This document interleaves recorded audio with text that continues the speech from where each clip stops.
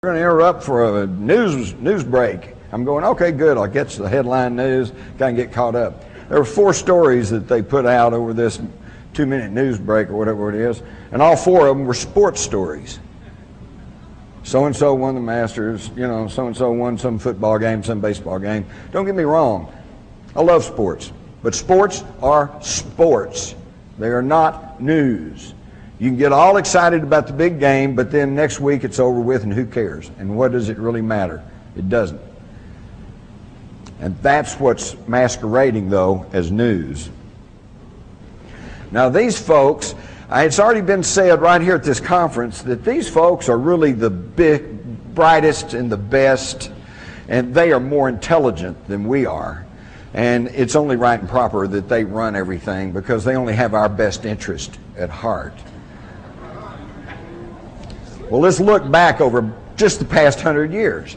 They've given us 2 world wars, 2 depressions, one acknowledged and the one currently not. And it doesn't sound like they're operating in our best interest. Not at all.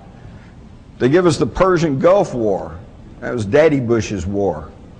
Drew his line in the sand. Just happened to be north of the Harkin Energy holdings of his son George W., who just by sheer coincidence, I'm sure, sold off the bulk of those holdings right before the invasion of Kuwait and made himself almost a cool $1 million by selling short on that. You think Daddy might have whispered in his ear? Oh, no, I wouldn't do that, would they? Of course they would. And then the whole thing ends, just as everything's closing in. Got too much to cover here. I could give you the whole story.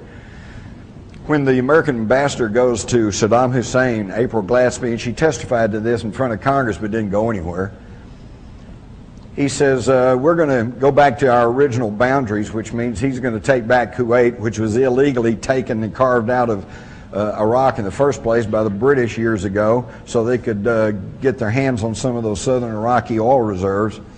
And he asked the American ambassador, you know, what do y'all think about that? And her almost exact answer was, well, I've been instructed to inform you that we consider that an Arab problem and we don't really have any thoughts on that.